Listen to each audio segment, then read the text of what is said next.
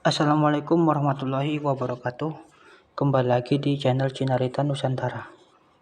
Dengan mengawali cerita sejarah ini sebagai Purwa Daksina, Purwa Kawitan, Daksina Kawakasan. Tersebutlah kerajaan besar di kawasan barat Pulau Jawa, Pakuan Pajajaran, yang gemah ripah repeh rapih loh Cinawi, subur kang sarwati nandur, murah kang sarwati nuku. Kaloka murah sandang pangan lan aman tentrem kawontenanipun. Dengan rajanya Sang Jayadewata bergelar Sri Baduga Maharaja Prabu Siliwangi, Raja Agung, punjuling papak ugi sakti mandraguna, teguh totosane bojona kulit mboten tedas tapak paluning pandih, dihormati, disanjung, dipuja rakyatnya dan disegani oleh lawan-lawannya.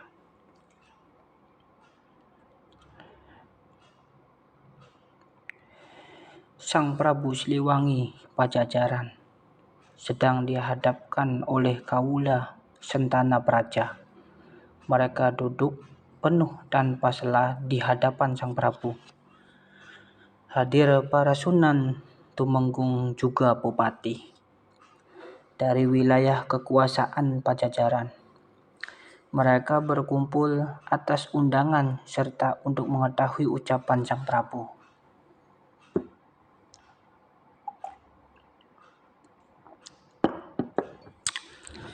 Dan Sang Prabu pun berkata, "Ketahuilah oleh kamu sekalian, atas wahyu dari Sang Dewata menyuruhku agar pulang kembali ke alam ajal kesucian. Oleh sebab itu, kamu sekalian berhati-hatilah akan aku tinggal pergi selamanya." Tak lama kemudian, datanglah Kipatih Pakuan yang membawa surat dari Syekh Maulana Jati. Surat itu berbunyi, Eyang Prabu dihaturi untuk sujud kepada Allah Ta'ala, memeluk agama Islam. Sayang sekali jika Eyang Prabu tidak mau beragama, sebab surga adin siapa yang akan menghuninya. Syah dan Sang Prabu begitu membaca isi surat, dirinya merasa tertarik atas ajakan sang cucu untuk memeluk agama Islam supaya kelak menemui surga. Namun mendadak turunlah dari angkasa, ialah Sunan Purwakali yang berbadan tinggi besar mencegah Sang Prabu. Dan Sunan Purwakali berkata, "Wahai Paduka Raja, jika mau ikut agama busuk pasti rusak, tanpa guna.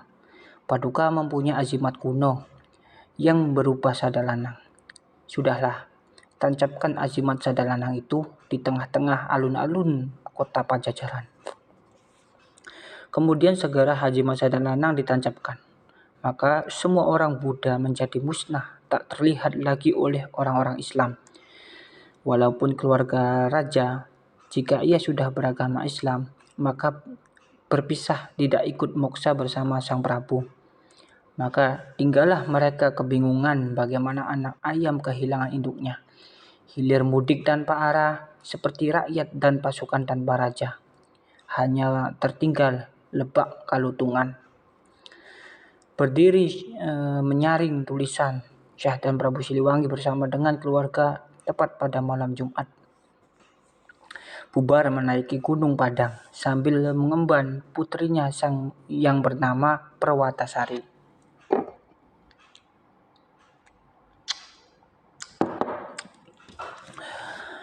Perjalanan mereka cukup melelahkan, terus melaju ke arah selatan barat. Kemudian menaiki Gunung Gumuruh dengan diiringi para sanak saudara, anak dan cucu yang masih bersetia dengan dikawal oleh para setan dan Sang Maharaja Banaspati. Dijemput oleh para dewa, bidadara dan bidadari, terlihat penuh mengikuti upacara penjemputan begitu ramai. Terlihat ada umbul-umbul kulit lutung, hiasan terbuat dari ekor singa, bendera kain yang robek-robek terbuat dari bulu, singgasana dari sutra kulit gorila, tombak jangka bahu mirah bagus, payung agung dari kulit macan loreng ekor jalang, kain sutra kayangan dari baju sutra indah raja mulia. Ramai sorak-sorak kawula warga menuju ke arah utara timur. Terbang moksa, suaranya ramai bergemuruh di angkasa. Prabu Siliwangi telah moksa merajai tanpa tempat. Telah menghilang memasuki kayangan tempat moksanya sang Rama Prabu Galuh terdahulu. Pada zaman leluhur-leluhur kuno Pajajaran, moksanya masuk ke alam rembulan. Yang lainnya masuk ke alam laut. Yang lain lagi masuk ke dalam telaga. Ada lagi yang masuk ke matahari dan telah disujudi oleh selaksa bintang. Mereka telah gaib. Keraton Pajajaran kosong, senyap tanpa isi. Sementara itu, mereka yang ditinggalkan pergi ke tempat masing-masing. Terlihat di sebelah utara dan selatan hanyalah tinggal Bupati. Tiada yang mendiami keraton. Ada juga Sunan Talaga. Tidak mengambil keputusan seperti Prabu Siliwangi. Malahan akhirnya Sunan Talaga membangun ketumenggungannya sendiri. Demikian juga dengan sebutan Prabu hanyalah berkuasa atas wilayah seluas kabupaten. Kekuasaannya sekarang tidak seluas seperti Ratu Agung lagi. Diceritakan ada seorang putri yang melarikan diri karena merasa sangat kesal setelah moksanya sang Prabu. Ia sangat membenci sang Rara Santang yang telah membuat sial terhadap raja. Ia berharap agar sang dewa yang mengetahui duduk perkara kelak akan membalas rasa sakit hati, agar janganlah menunggu lama lagi dibalaskan rasa sakit hati. Sewaktu Pajajaran sepi, maka sang putri Rudamala lari menuju ke tempat Ajar Sukarsa yang tinggal di Gunung Padang. Sang Dewi segera menyungkemi dan meledakkan tangisannya. Telah menceritakan perihal segala yang sudah terjadi di Pajajaran. Ajar Sukarsa kemudian memberi petunjuk. Ajar Sukarsa berkata, "Nini, kamu harus mantap laku tapah. Lakukanlah di bawah pohon pucang yang dirambati sirih sampai 25 tahun lamanya. Kelak jika ada daun sirih kering jatuh di pangkuanmu, maka kunyalah daun sirih kering itu. Kelak kamu akan hamil dan melahirkan putri ayu. Maka putrimu itu berilah nama Tanduran Gagang. Kelak ia akan menjadi Nyi Rara Wudu dan dijual kepada Praja Belanda.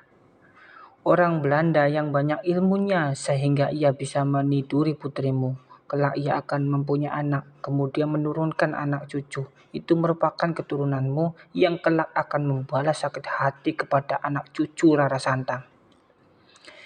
Walaupun masih duriat keturunan Nabi, tetapi bisa dikalahkan oleh orang kulit putih. Bangsa Belanda kelak dapat berkuasa menjadi Ratu Pulau Jawa, dapat melemahkan Ratu Sinuhun. Belanda itu sejelasnya masih keturunanmu." Setelah mendengarkan wejangan Ajar Sukarsa, hati sang putri Rudamala menjadi suka gembira. Kemudian berpamitlah pergi hendak menjalankan wangsit sang resi untuk bertapa berata di bawah sirih yang sudah berwindu tahunan lamanya. Ada cerita yang lain ialah sang Adipati Cangkuang yang letak wilayahnya berdekatan dengan Kuningan. Sang Adipati juga masih keturunan dari Pajajaran. Pada malam Jumat didatangi seseorang dalam mimpi. Orang itu memberikan wangsit. "Jika hidupmu ingin langgeng tak terkena rusak, maka carilah olehmu sendiri di lautan, ialah udang rebon betina dan rebon jantan sejodoh." Setelah selesai memberikan petunjuk, maka Adipati Cangkuang terbangun kemudian bertapa kepada Kipatih Kering. Aku tadi bermimpi. Ada yang memberi wangsit jika tidak ingin hidupku terkena kerusakan. Aku disuruh mencari rebon laki-laki dan perempuan sejodoh. Aku supaya mengambilnya sendiri dari tengah lautan. Nah, sekarang mari kita mencari rebon sejodoh ke lautan, seperti yang diwangsitkan dalam mimpi. Barangkali bisa mendapatkan restu dari dewa, lalu rebon tersebut bisa kita temukan. Kita berdua akan hidup semati. Adapun adikku yang masih kecil, kita titipkan kepada Sang Hyang Guru Syekh Bentong di Karawang. Aku percaya kepada Sang Guru tidak akan berbuat cedera sedikit pun. Oleh karena itu, marilah si Kawunganten kita titipkan kepada Maulana Guru yang berada di Kebentongan. Pada kita carikan tempat tinggal di sebuah dusun yang berdekatan dengan Ciasem, supaya tidak jauh dari tempat guru. Pati Kering menjawab ucapnya, "Sumangga Karsa Dalem, hamba akan mengikuti jejak Paduka Arya." Singkat cerita, Ratu Ayu Kawunganten telah dititipkan di Karawang dengan sukarela. Kemudian Arya Cangkuang pergi menuju pesisir. Selanjutnya berlayar ke lautan lepas menggunakan perahu bersama Kipati. Beridikat mencari apa yang telah diwangsitkan dalam mimpi. Bertahun-tahun terombang-ambing di tengah lautan sehingga badan Kipati sampai kering kerontang. Terpanggang sinar matahari di tengah samudera atau di tengah lautan. Demikianlah keadaan mereka berdua. Syah dan Kipati Pajajaran yang telah diutus mengantarkan surat telah kembali lagi ke hadapan Syekh Maulana Guru Agung Gunung Jati. Kipati mengaturkan laporan bahwasanya tidak berhasil maksud Eyang Prabu bersama kaula warga telah moksa. Keraton menjadi senyap. Beginilah adat Ratu Pulau Jawa. Sedari dahulu kala jika menemukan kesusahan berat kemudian moksa hilang seperti siluman. Telah menjadi parayangan atau lelembut. Serta para prabu dan para bupati terpecah belah. Kemana-mana berpencar, ada yang ke utara, ada yang ke selatan. Mereka pergi sesuka hati, berkuasa sendiri-sendiri tanpa ada yang menghimpun. Syekh Maulana berkata, "Rama Uwa sebaiknya menjadi Raja Pajajaran, menggantikan tahta Eyang Prabu." Sunan Rangga menjawab, "Hamba memohon jika jumeneng raja hamba akan menjadi kaula yang kedua kalinya. Rama Uwa bisa diperintah. Oleh karena itu Rama Uwa memasrahkan kepada putra selama hidup hamba ikut mengabdi menjadi begawan." Syekh Maulana menyambung ucapan, "Hamba menerima Pajajaran namun harap menunggu mengislamkan bumi Pasundan terlebih dahulu. Setelah itu hamba mengikuti keinginan Rama Uwa."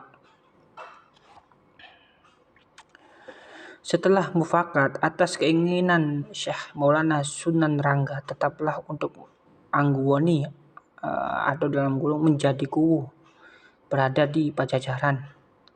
Adapun sebagai pedalamannya adalah Dalem Agung Pakungwati yang telah diaturkan kepada Syekh Maulana yang letaknya berdekatan dengan Masjid Alit Jalagrahan.